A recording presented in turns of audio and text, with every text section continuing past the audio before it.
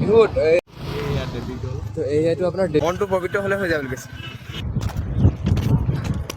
বতাহজাক ধুনীয়া আৰু ফাৰ্ষ্টটো হৈছে আপোনাৰ এইটো দেৱী দৌল ইয়াৰ ইফালে আছে আপোনাৰ শিৱ নমস্কাৰ সকলোকে ভিডিঅ'টোলৈ স্বাগতম জনাইছোঁ আৰু এতিয়া আমি আহিছোঁ শিৱসাগৰ পুখুৰীলৈ আৰু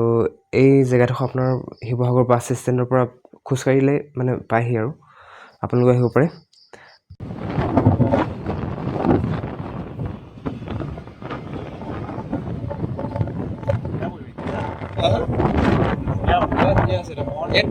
মজা লাগিব ন অঁ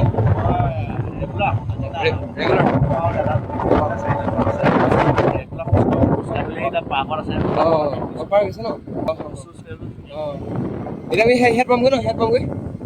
মন্দিৰ পামগৈ অঁ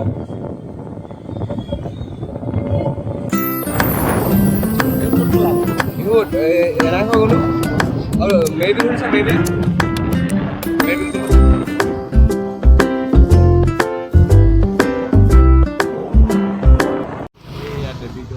এইটো আপোনাৰ দেৱী দৌল আমি ইয়াত সোমাম এতিয়া নহয় জানো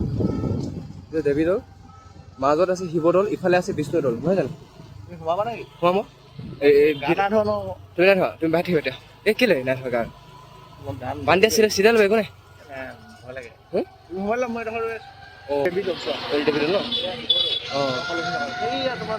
অঁ ভিডিঅ'টো কৰি দিলা নহয় তুমি অঁ সেই আকৌ গেট ক'ত আছে অঁ চাওঁত ৰখা ক'ৰবাত আহিবা অঁ ডাঙৰ ডাঙৰ মাছ আহিব দিবা কাছ ডাঙৰ ডাঙৰ চকা চকা আহিব কাছ অঁ কাছ আছে মাছ আছে বহুত পুৰণা পুৰণা মাছ থাকে ন এই বহুত পুৰণা যুগৰ কাছ অঁ আপোনালোকে যদি কেতিয়াবা শিৱসাগৰলৈ আহিছে বা আহিম বুলি ভাবিছে তেতিয়া ন'টিছ কৰিব যে এই শিৱসাগৰ পুখুৰী বা জয়সাগৰ পুখুৰী এইকেইটা মানে টাউনখনতকৈ অলপমান ওখত আছে তো ইয়াৰ কাৰণটো হৈছে আগৰ দিনৰ যিবিলাক পুখুৰী আছিলে সেইবিলাক মানে ডাইৰেক্ট খান্দি দিয়া নহৈছিলে মানে ইয়াৰ পাৰত বেলেগৰ পৰা মাটি আনি পেলাই এনেকৈ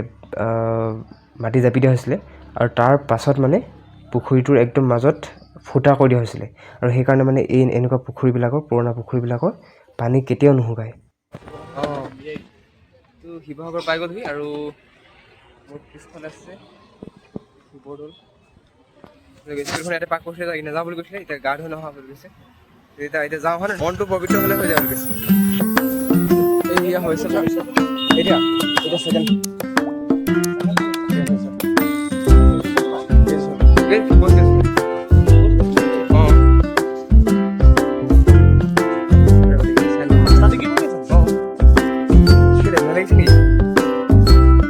কিবা স্ক্ৰিপ্টখন আছে আপোনাৰ পইচাৰ পৰা এইটো শিৱসাগৰ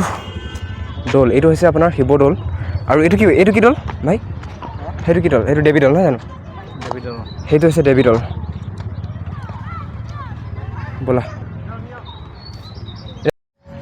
তো আজি যদিও বিহু শেষ হৈ গ'ল তথাপি মানুহ মানে আহি আছে এই কেম্পাছটোত বহুত মানুহ আছে আপুনি দেখা নাছে এয়া এদিন আহি থাকে ন হে মানুহ এদিন আগতে বহুত গছ গছনি আছিলে বুলি কৈছে এতিয়া বৰ্তমান কাটি দিলে এতিয়া পাৰ্ক নিচিনা বনাই দিছে এইবিলাক দেখিছে কিবা এইবিলাক পিছফালে বেক চাইডে বহিবৰ কাৰণে কিবা বনাই দিছে এইটো হৈছে আপোনাৰ ফুল কিবা ডালিয়া ফুল মৰহি গৈছে আৰু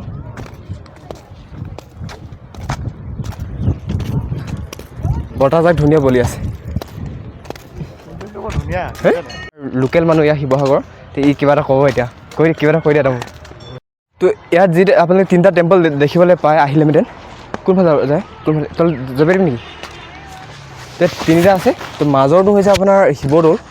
তাৰ এটা হৈছে দেৱী দৌল আৰু আনটো হৈছে বিষ্ণু দৌল তিনিটা আছে আৰু তাৰ কিনাৰতে আছে আপোনাৰ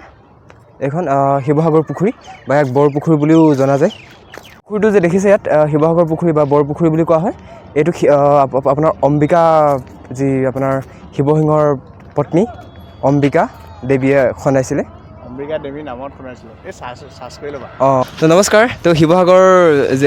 টাউনত পালোহি আৰু কি বুলি কয় এতিয়া আমি বৰ্তমান আছোঁ শিৱসাগৰ পুখুৰীৰ পাৰত আৰু আপোনালোকে জানে শিৱসাগৰ পুখুৰীটো কুইন অম্বিকাই আপোনাৰ স্বৰ্গদেউ শিৱসিংহৰ কনচৰ্টত খন্দাইছিলে আৰু এই যি পুখুৰী আছে তাৰ কিনাৰতে 3টা টেম্পল আছে আৰু ফাৰ্ষ্টটো হৈছে আপোনাৰ এইটো দেৱীদৌল ইয়াৰ ইফালে আছে আপোনাৰ শিৱদৌল আৰু তাৰ ইটো চাইডে আছে আপোনাৰ বিষ্ণুদৌল নহয় জানো ঠিক আছে আপোনালোকক এবাৰ দেখাই দিছোঁ আৰু মাজত থকা এইটো হৈছে আপোনাৰ শিৱদৌল বিষ্ণুদৌল আৰু দেৱীদৌলৰ একদম মাজত আছে আৰু ইয়াৰ উচ্চতা প্ৰায় 104 ফুট আৰু ইয়াৰ ওপৰত আপোনালোকে যিটো দেখিছে সোণালী ৰঙৰ কিবা এটা জিলিকি আছে ইয়াক কলচী বুলি কোৱা হয় আৰু এইটো পিয়ৰ সোণৰ হয়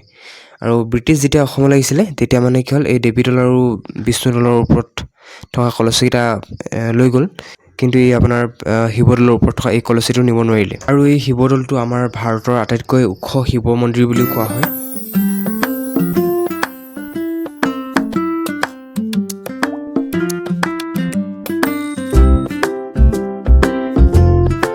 বিভিন্ন প্ৰাকৃতিক কাৰণত আমাৰ এই পুৰণি কীৰ্তিচিহ্নবিলাকৰ মাজে মাজে ক্ষয় হয় বা সৰু সৰু এনেকৈ ভাগি যাবলৈ আৰম্ভ কৰে তো এই বস্তুবিলাক নহ'বৰ কাৰণে আমাৰ চৰকাৰে মাজে মাজে ইয়াত বিভিন্ন ধৰণৰ কভাৰ কোটিং কৰি থাকে আৰু সেয়েহে মানে লাহে লাহে এই পুৰণি কীৰ্তিচিহ্নবিলাকৰ যিটো অৰিজিনেলিটি সেইটো বস্তুটো নাইকিয়া হৈ গৈছে কিন্তু সেইটো কৰাটো অতিকৈ দৰকাৰ কাৰণ সেইটো যদি কৰা নহয় তেতিয়াহ'লে মানে সোনকালে বস্তুটো ডেমেজ হৈ ভাগি যাব পাৰে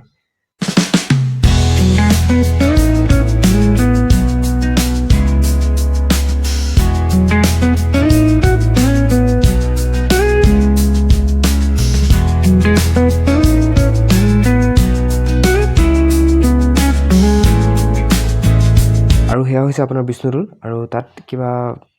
কাম চলি আছে চাগে এই বাঁহ চাহ বান্ধি থকা দেখিছোঁ আৰু গতিকে আমি ইয়াৰ পৰাই উভতি যাম আৰু এটা ইম্পৰ্টেণ্ট ফেক্ট হ'ল যে আপোনাৰ যি শিৱসাগৰ পুখুৰী বা বৰপুখুৰী এইটো প্ৰায় এক ৰাতিৰ ভিতৰতে খান্দি উলিওৱা হৈছিল এনেকৈ বুলি কয় আৰু ইতিহাসবিদবিলাকে তো আপোনালোকে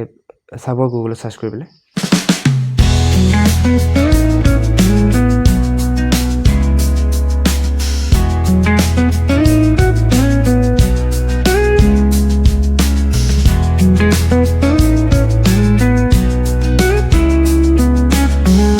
ভাবিলে মানে আচৰিত লাগে নহয় জানো ইমান বছৰ আগতে মডাৰ্ণ টেকন'লজি একো নোহোৱাকৈ ইমান ডাঙৰ ডাঙৰ মন্দিৰ ইমান ডাঙৰ ডাঙৰ পুখুৰী খান্দাইছিলে আৰু এয়াই আছিল আপোনালোকৰ চাবলগীয়া শিৱসাগৰ শিৱদৌল বিষ্ণুদৌল আৰু দেৱীদৌল আৰু এতিয়া আমি গৈছোঁ ৰংঘৰ আৰু এই যে ৰাস্তাটো দেখিছে আপোনালোকে অলপ চলপ হয়তো চিনিব পাৰিছে কাৰণ ইয়াতে আমাৰ কেইবাখনো অসমীয়া ছবি চিনেমা মানে শ্বুটিং কৰা হৈছিলে জোনবাই আৰু কেইখনমান